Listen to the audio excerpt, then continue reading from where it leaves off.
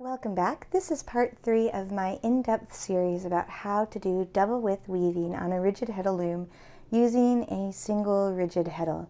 In the previous video, we placed the warp threads on the loom, and now it's time to wind the warp onto the back beam. But because we've doubled up the warp, there is a lot to wind on. Further, depending on what pattern you're weaving, there's a big potential for cross threads behind the heddle here. We can mitigate this though before we start winding on by pushing those crosses all the way up against the apron rod. So, as I said before, if this is your first time doing a double width project, it's a good idea to make the bottom layer one color and the top layer a contrasting color. And as I'm showing here, that's kind of what I'm doing. To correct for the cross threads, you're going to take whatever warp separator you use. I use vinyl slats, but if you use paper normally to wind on, just cut a strip about an inch or so wide. Or if you use cardboard, whatever you use to separate your layers, take one of those right now and go across the length of your warp and pull up whatever threads you want on the top layer above that warp separator, like you see me doing here. So I'm just kind of pulling the pink up, and you're going to do that all the way across. I'm not though, because this is just an example. So let's pretend I've done that all the way across. Once you've got all the threads you want on the top layer on top of your warp separator, you're going to take that warp separator and you're going to pull it as close to that apron bar as you can get. And now you can see where we had some crossed threads, like this right here or these right here. We've taken those crosses and we've pushed them all the way up against the apron rod, so that in front, now the bottom layer and the top layer are not crossed anymore. They are separate. And we're just going to leave that there as we wind on. Now, let's do one more thing before we wind on, and that's to put another separator between these two layers. After all, we just spent a chunk of time separating the bottom from the top, and I, for one, don't want to have to do that again. So, what you use to separate the layers this time isn't as important. It can be another warp separator, it can be a length of twine or a pickup stick, doesn't matter. Whatever you decide to use though, draw it through the shed that you make here with your warp separator. Oops. And push your warp separator against the apron rod in the back, as we did before. And this one we're going to push right up against the heddle. And now when you wind on this, okay, yep, go take that outside please. Now as you wind on, this is going to travel backwards with the warp threads, and I'll show you that here. And once it gets all the way back, I'm going to speed it along. Once it gets back to here, what you'll do is just take a moment to move it back up in front of the heddle again. And from there, you're going to go ahead and wind on the warp the way you normally do. And when this gets to here, keep on pushing it forward and pushing it forward until you're all the way on. So at this point, I'm going to use movie magic and jump forward in time to after I have wound my warp all the way on to my back beam. All right, see you in a sec. And back. So I have wound on, and I went ahead and slayed most of my reed, and I left a few here on the end to show you how to do it. I've also snipped the loops open at the end of these threads to make what I'm about to do a bit easier. So the first thing we need to do to slay the reed is get the top layer out of the way. So remember I just said to kind of keep a second warp separator and keep on pushing it up towards the front of the heddle. And what we're going to do here is we're going to use that to advantage by turning it on its end and kind of knocking the bottom layer down and the top layer up. And now I'm going to take those top layer threads right here And I'm just going to tie them off so that they're nice and tidy, and flip them over the top so that they're out of the way. Now what we're going to do is we are going to look at the threads that are on this bottom layer, and we're going to find out which thread in each slot is the farthest to the left. And we're going to take that thread and we're going to pull it through the eye to the left, like so. And we're going to do that, whoops, all the way along. That doesn't want to stay out of the way, does it?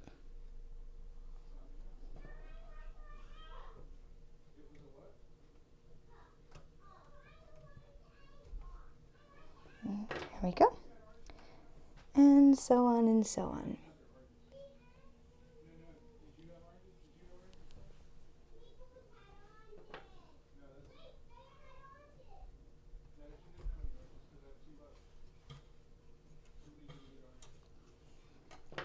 So I'm just kind of looking in the back here and figuring out again which one is the farthest to the left, and just making sure that's the one that gets pulled through the eye.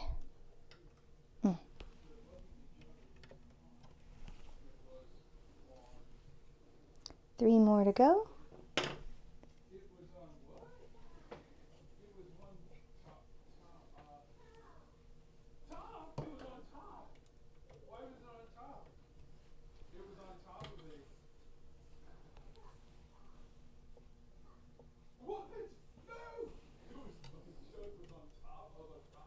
I think I might be blocking the camera, sorry.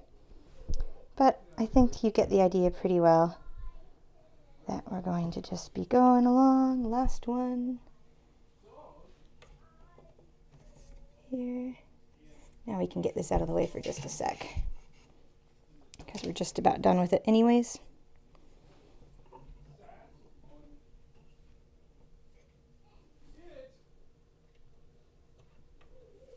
Okay. So now I've got the bottom and the top layers separate. And now what I'm going to do is I'm going to take that warp separator from before, and we're going to go ahead and put it back into place.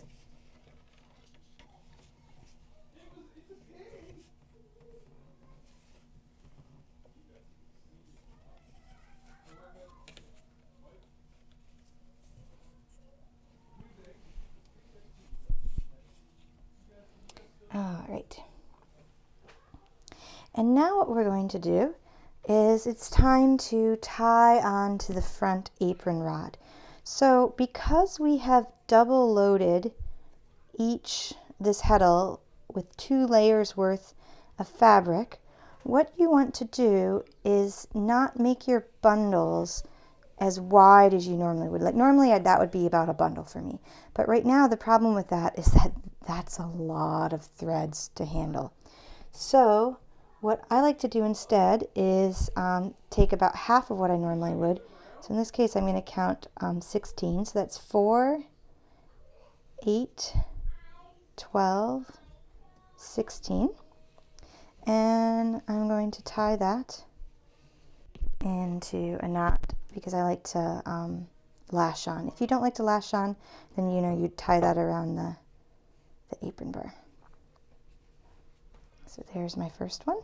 And you're going to go ahead and do that all the way across, and then tie on your bundles onto your apron bar as you normally would. Once more, we're going to do a time hop so that I can show you how to set up the string heddle rods. All right, see you in a sec. So significant time has passed and I have lashed my warp threads onto my front apron bar. Further, I've finished setting up my 2 string heddle rods.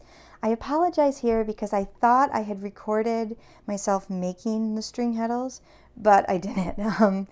The good news is that there's a great video on YouTube by Laverne Waddington, I think it's pronounced, about how to make continuous string heddles, and I'm going to link to that in the About section of this video.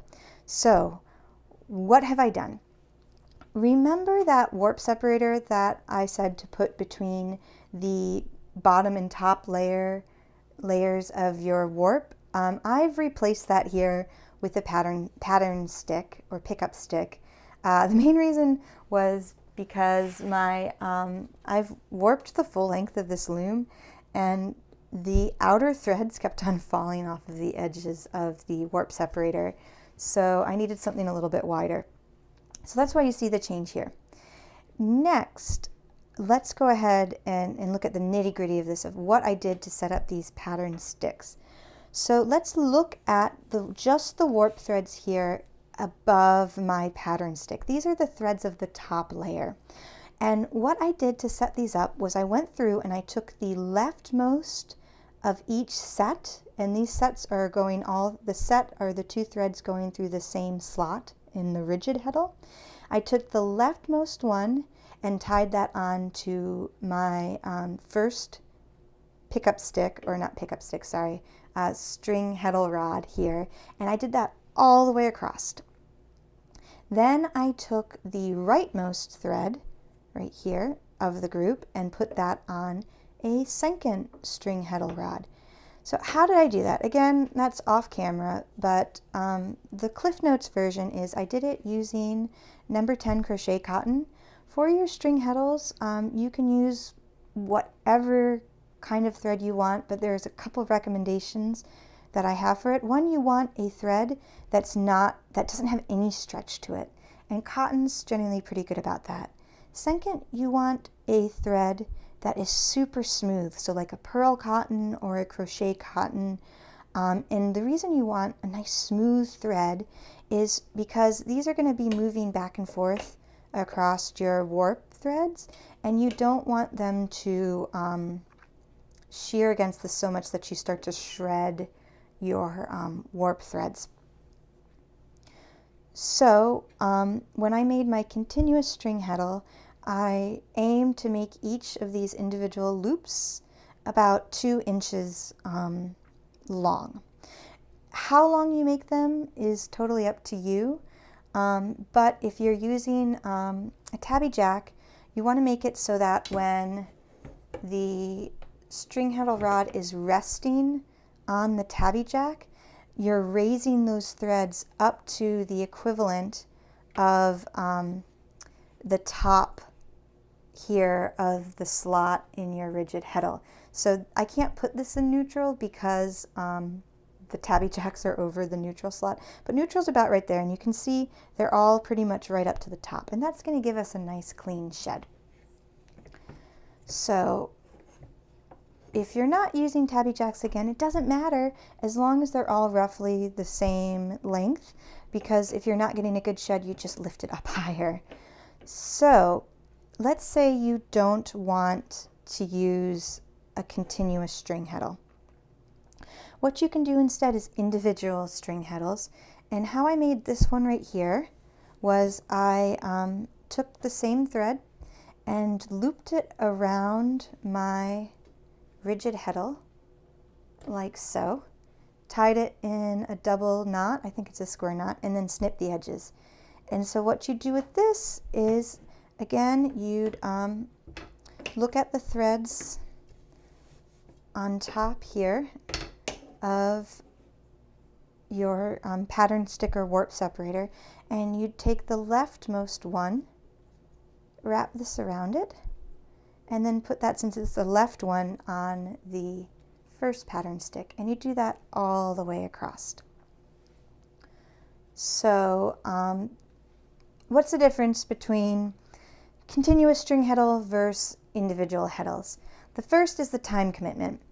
If you're going to be doing individual string heddles like this, you have to sit down, wrap them around your heddle, cut them, slide them off, and then wrap them around each warp thread and put them up on the pattern stick. Whereas when you do continuous string heddles, it's a little bit quicker because you're wrapping and you're making the string heddles and attaching them to the rod kind of in one step. So these go a little bit quicker, the continuous ones. Further, since it's one piece of string, you can tie the two ends of the string together like you see I did here, and that helps to kind of kid and pet proof your string heddles so that somebody's not going to come along and knock this off and make a huge mess that you then have to go through and redo.